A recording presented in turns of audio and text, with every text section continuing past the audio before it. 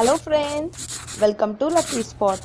ఈరోజు నేను మీకు మటన్ మామిడికాయ కర్రీ ఏ విధంగా తయారు చేసుకోవాలో చూపిస్తాను. పేరు వినగానే నోట్లో నీళ్లు ఊరిపోతున్నాయి కదా.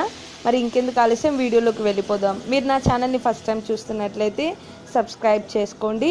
డైలీ అప్డేట్స్ కోసం బెల్ సింబల్ని నొక్కడం మర్చిపోకండి.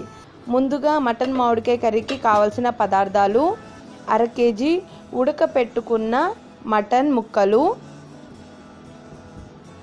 ఒక పచ్చి మామిడికాయ, 3 ఉల్లిపాయలు, 4 పచ్చిమిరపకాయలని సన్నగా తరుక్కోవాలి, 1 టీ స్పూన్ లేదా 1 టేబుల్ స్పూన్ అల్లం వెల్లుల్లి పేస్ట్, 2 టీ స్పూన్ల ఉప్పు, 1/2 టీ స్పూన్ పసుపు, 2 టేబుల్ స్పూన్ల కారం, 5 టేబుల్ స్పూన్ల ఆయిల్. తయారు చేసుకునే విధానం: ముందుగా స్టవ్ ఆన్ చేసుకొని ప్యాన్ పెట్టుకొని అందులో 5 టేబుల్ స్పూన్ల ఆయిల్ వేసుకోవాలి. ఇక్కడ మనం మటన్ కానీ చికెన్ కానీ ఏమన్నా నాన్ వెజ్ వండుకునేటప్పుడు కొంచెం ఆయిల్ ఎక్కువ పడుతుందండి. ఆయిల్లో మటన్ అనేది కొంచెం మగ్గకపోతే మనకు నీసు స్మెల్ అనేది వస్తుంది. ఆయిల్ హీట్ అవ్వగానే అందులో ఉల్లిపాయ పచ్చిమిరపకాయ వేసుకొని దోరగా వేయించుకోవాలి. ఒకసారి తిప్పుకొని, మనకి ఉల్లిపాయ పచ్చిమిరపకాయ తొందరగా మగ్గిపోవాలంటే కొద్దిగా ఉప్పు, కొద్దిగా పసుపు వేసుకుంటే త్వరగా మగ్గిపోతుంది. ఇక్కడ నేను 1/2 స్పూన్ ఉప్పు వేస్తున్నాను, 1/2 స్పూన్ ఏమో పసుపు యాడ్ చేసుకొని ఒకసారి బాగా కలుపుకొని మూత పెట్టుకొని మగ్గ పెట్టుకుంటున్నాను. చూడండి, ఒక 2 నిమిషాల తర్వాత మనకి కొంతవరకు బాగా మగ్గింది.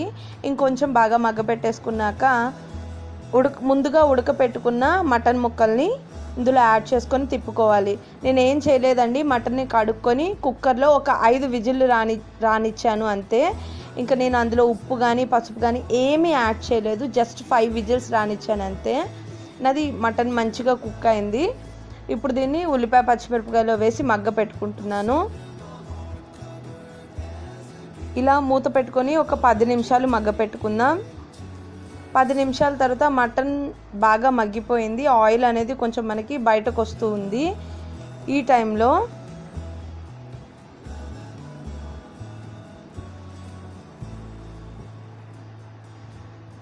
ఒక టేబుల్ స్పూన్ అల్లం వెల్లుల్లి పేస్ట్ యాడ్ చేసుకొని పచ్చివాసన పోయేంత వరకు ఆయిల్లో ఫ్రై చేసుకోవాలి.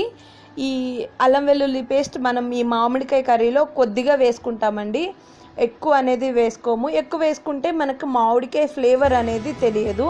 మళ్ళీ మూత పెట్టుకొని ఒక 5 నిమిషాలు మగ్గ పెట్టుకుందాం. ఇప్పుడు చూసినట్లయితే మనకు అల్లం వెల్లుల్లి పేస్ట్ పచ్చివాసన పోయి ఫ్రై అయింది బాగా. ఇప్పుడు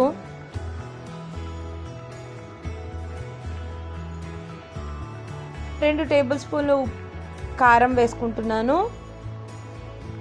మరియు ఇందాక కొద్దిగా ఉప్పు యాడ్ చేసుకున్నాను ఉల్లిపాయ వేగడానికి. ఇంకొక 1/2 టేబుల్ స్పూన్ ఇక్కడ సాల్ట్ కూడా యాడ్ చేసేసుకుంటున్నాను. అంటే మీరు మీ టేస్ట్కి తగ్గట్టు సాల్ట్ యాడ్ చేసుకోండి.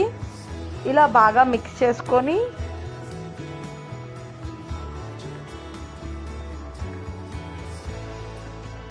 జస్ట్ అలా 2 నిమిషాలు బాగా మిక్స్ చేసుకోండి. ఇప్పుడు ముందుగా మామిడికాయ ముక్కల్ని కట్ చేసుకొని పక్కకు పెట్టుకున్నాను, ఆ ముక్కల్ని కూడా యాడ్ చేసేసుకుంటున్నాను. ఇది ఒక్కసారి బాగా తిప్పుకొని